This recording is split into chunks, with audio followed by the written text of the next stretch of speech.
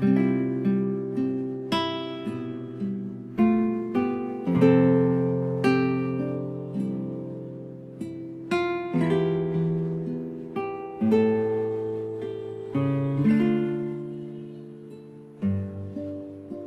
mabuting balita ng Panginoon ayon kay San Juan. Kinabukasan, nakita ng mga taong nanatili sa ibayo ng lawa na naroon pa ang isang bangka.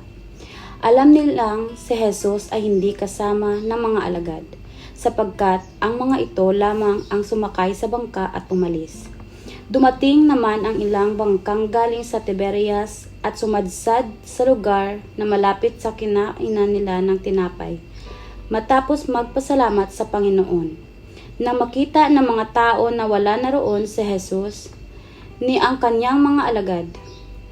Sila'y sumakay sa mga bangka at pumunta rin sa Capernaum upang hanapin si Jesus.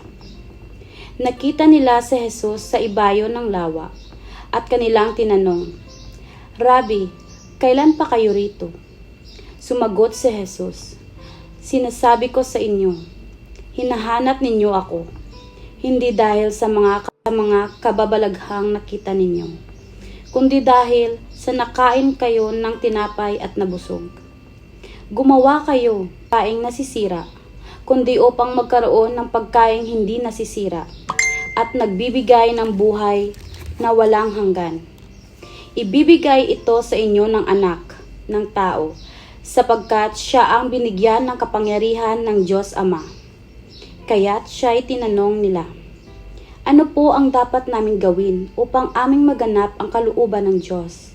"Ito ang ipinagagawa sa inyo ng Diyos. Manalig kayo sa sinugo niya." Tugon ni Jesus, ang mabuting balita ng Panginoon.